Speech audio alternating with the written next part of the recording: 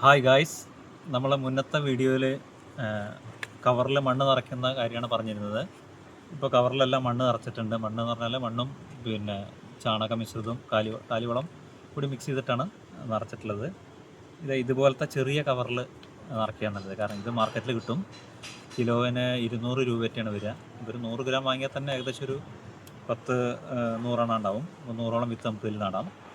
അപ്പോൾ ഇതിൽ നിറച്ചിട്ടുണ്ട്. ഞാനിതിൽ വിത്ത് നടുകയാണ്. വിത്ത് നടുമ്പോൾ പിന്നെ മണ്ണ് നിറച്ചിട്ട് ഇതിൻ്റെ അടിയിൽ ചെറുതായിട്ടൊരു സുഷിരം ഇട്ട് കൊടുക്കുക.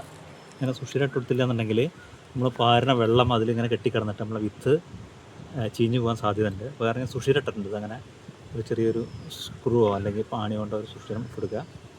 സുഷിരം ഇട്ടിട്ടുണ്ടെങ്കിൽ അതിനുശേഷം അതിൽ കൂടെ എക്സസൈസുള്ള വെള്ളം പുറത്ത് പോയിക്കോളും.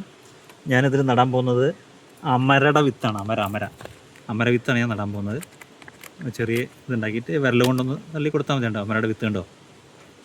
ഇത് കൈ വെച്ച് ഒന്ന് തള്ളി കൊടുക്കുക.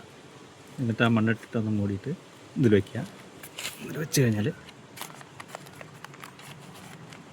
ഇതൊക്കെ അമര പിന്നെ പടവലം ചെയ്തിട്ടുണ്ട്. ഞാൻ പറഞ്ഞില്ലേ ഈ ഇതിൻ്റെ മൂട്ടിലൊരു സുഷിരിട്ട് കൊടുക്കേണ്ട കാര്യം പറയുന്നത് അല്ല. അപ്പോൾ ഞാൻ പാടോ എക്സസുള്ള വെള്ളം അതിൽ കൂടെ വാർന്നു പോയിക്കോളും. ഇതിലും സുഷിരം കൊടുത്തു കഴിഞ്ഞാൽ ചില കവറിനുണ്ടായിരിക്കും, ചില കവറിനുണ്ടാവില്ല. കേട്ടോ, വെള്ളം പോകുന്നുണ്ടല്ലേ. അപ്പോൾ ആ വെള്ളം കെട്ടിക്കിടന്നാൽ നമ്മൾ നടുന്ന വിത്ത് ചീഞ്ഞ് നാശമാവും. നമ്മൾ വിചാരിച്ച പോലെ അത് മുളച്ച് കിട്ടില്ല.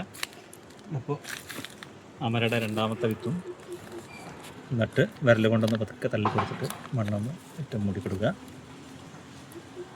പിന്നെ അടുത്ത അതെടുത്തു മണ്ണ് നിറച്ചതിനൊന്ന് സുഷിരാക്കി കൊടുത്തു. അപ്പോൾ വെള്ളം എക്സസ് ഉള്ളത് പോകുന്നുണ്ടോ? ഈ വെള്ളം പോയില്ല എന്നുണ്ടെങ്കിൽ ഞാൻ നേരത്തെ പറഞ്ഞ പോലെ നമ്മുടെ വിത്ത് ചീഞ്ഞാശാവും. അപ്പോൾ അത് വെച്ചു. കല്ലുകൊണ്ട് ചെറിയൊരു ദ്വാരം ഉണ്ടാക്കി അമരയുടെ വിത്ത് അതിൽ ഇട്ട് കൊടുത്തു. എന്നിട്ട് മൂടാം. ഇതടുത്തതെടുത്തു, അടുത്ത കവറെടുത്തു, സുഷിരിട്ടു. വെള്ളം എക്സസ് എല്ലാം പുറത്തേക്ക് പോകുന്നുണ്ട്. ഇത്തവണ ഞാൻ എന്തായാലും മണ്ണിൽ കൃഷിയല്ല, മണ്ണിൽ എന്ന് പറഞ്ഞാൽ നിലത്ത് ചെയ്യുന്നില്ല, എല്ലാം ഗ്രോ ബാഗിലും ചട്ടിയിലുമാണ് ചെയ്യുന്നത്. കാരണം അതാണ് കുറച്ചും കൂടി ലാഭകരവും.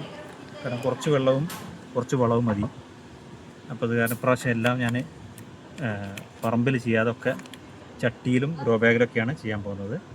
പിന്നെ അടുത്ത് ചെയ്യുന്നത് കയപ്പ വിത്താണ്. ഈ വിത്ത് തലേ ദിവസം ഞാൻ എന്താ ചെയ്തു വെച്ചാൽ ഒന്ന് കിളിർപ്പിക്കാൻ വേണ്ടിയിട്ട് കഞ്ഞിവെള്ളത്തിൽ ഇട്ട് വെച്ചു. കഞ്ഞിവെള്ളത്തിലിട്ട് വെച്ച് കഴിഞ്ഞാൽ ഒന്നുകൂടി എളുപ്പം മുള പൊട്ടുമെന്നാണ് പഴയ ആൾക്കാർ പറയുക. അങ്ങനെ ഞാൻ പ്രശ്നം ചെയ്തിട്ട് അടുത്ത് ചെയ്യാൻ പോകുന്നത് കായപ്പവിത്താണ്. കായപ്പവിത്തും ഇതുപോലെയൊക്കെ തന്നെ ചെറിയ ബാഗിൽ നമ്മൾ അമരവിത്ത് ചെയ്ത പോലെ തന്നെ